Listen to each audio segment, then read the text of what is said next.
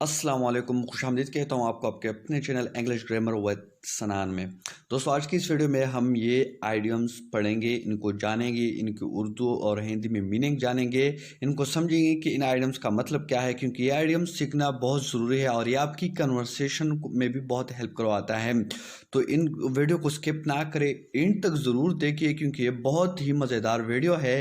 आखिर तक ज़रूर देखिए। तो आओ शुरुआत करते हैं विद आगे बढ़ने से पहले सब्सक्राइब करें इंग्लिश ग्रामर विद सनान को और बेल आइकन को दबाएं मज़ीद फ्री इंग्लिश ग्रामर वीडियो सबसे पहले देखने।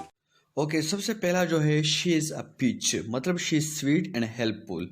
पीच का मतलब ये है कि कोई शख्स जब अट्रैक्टिव हो, लाइकेबल हो या एडमायरेबल हो, लोग उसको पसंद करते हो, वो थोड़ा अच्छा हो, मददगार हो, दूसरों की हेल्प करता हो, तो ऐसे शख्स के लिए पीच वर्ड यूज होता है। So she is a peach, she is sweet and helpful.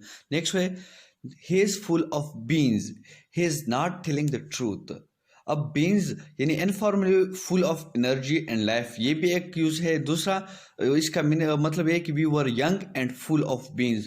दूसरा ये कि नॉट करेक्ट और ट्रूथफुल और फुल ऑफ नॉनसेंस, दूसरा ये मतलब है। तो यहाँ पे मतलब है he is not telling the truth, इसका यहाँ सेकंड मीनिंग है यहाँ पे।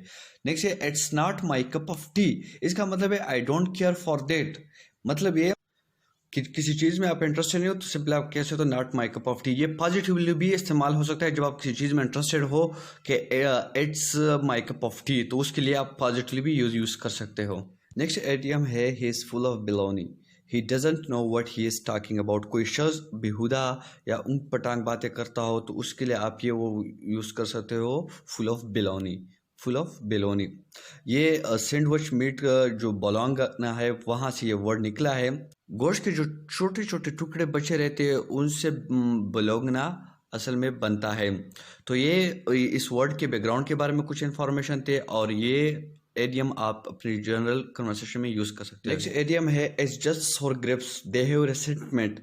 इसका मतलब ये है ये सोर ग्रेप्स उस एक्शन को शो करता है कि कोई चीज़ लेस इंपॉर्टेंट हो जाता है उस चीज़ के बाद, जब उसको पता हो जाता है कि वो चीज़ मैं ले नहीं सकता हूँ। कोई एक्शन ऐसा हो, कोई शख्स ऐसा हो कि वो किसी चीज़ को पा नहीं सकता है, वो पाना चाहता है पर पा नहीं सकता है, और उसके बाद उसके लिए वो लेस इंपॉर्टेंट हो, तो उसके लिए आप सोर ग्रेप्स वर्ड यूज़ कर सकते हो। इसका मिसाल कुछ यूं है, किसी शख्स को छोड़ा और उसने डिसाइड किया कि उसकी जगह किसी और को वो डेट करेगी, तो उसकी बजाय वो शख्स कहता है कि मैं ऐसी लड़कियों को डेट नहीं करता जो गुंगई हो या बहरी हो।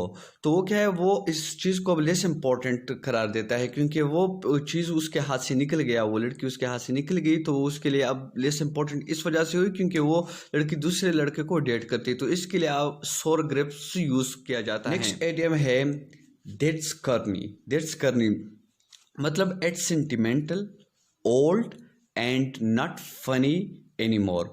कोई चीज़ जज्बाती हो, पुरानी हो और उसमें कुछ मज़ा और ना हो, कुछ फन उसमें ना हो, तो ऐसी चीज़ के लिए, ऐसी बातों के लिए दैट्स करनी यूज़ किया जाता है एक आइडियम। नेक्स्ट आइडियम है आई एम इन पिकल, और इसका मतलब है आई एम इन डिलेमा। इसका मतलब ये है कि कोई सख्त डिफ़िकल्ट पोजीशन है, हालत है, और वहाँ पे ऐसा प्रॉब्लम है जिसको आंसर करना, जिसका जवाब देना वो बहुत मुश्किल है। तो इस सिचुएशन के लिए आई एम इन पिकल मतलब मैं बहुत सख्त हालात में हूँ, I am in dilemma. Next idiom है he brings home the bacon. Bacon का मतलब है सुर का नमकीन गोश्त। इसका मतलब, इस एडियम का मतलब है he brings home the family money. मतलब ये है कि फैमिली वालों के लिए हयात या ज़िंदगी कमाना, ब्रिंग होम द बेकॉन, इसका ये मतलब है। एग्जाम्पल इसका क्या है, his wife chose not to work so Robert has to bring home the bacon. तो उसकी बीवी मतलब काम नहीं करना चाहती, तो रॉबर्ट को क्या करना, उस अपने घर के लिए बेकॉन लाना पड़ेगा। मतलब वो ज़िंदगी या हयात उसके लिए लाना पड़ेगी, उसके लिए मनी, पैसे, जो भी वो कर सकता है वो करना पड़ेगा। तो इस सिचुएशन के लिए ही ब्रिंग्स होम द बेकॉन ये बहुत सूट करता है, ये यूज़ होता है। तो आई होप ये वीडियो आप लोगों को अच्छी लगी होगी। अगर वीडियो अच्छी लगी तो लाइक करें और कमेंट में मुझे बताएं कि मैं और एडियम्स पे वीडियो बनाऊँ या नहीं बनाऊँ। तो अगली वीडियो में आपके साथ मिलता हूँ, तब तक के लिए अपना बहुत सारा ख्याल रखें, मुझे दुआओं में याद रखें और अपने सेहत का ख़ास तौर पर बहुत ख्याल रखें। अल्लाह हाफिज़, अल्लाह निगहबान।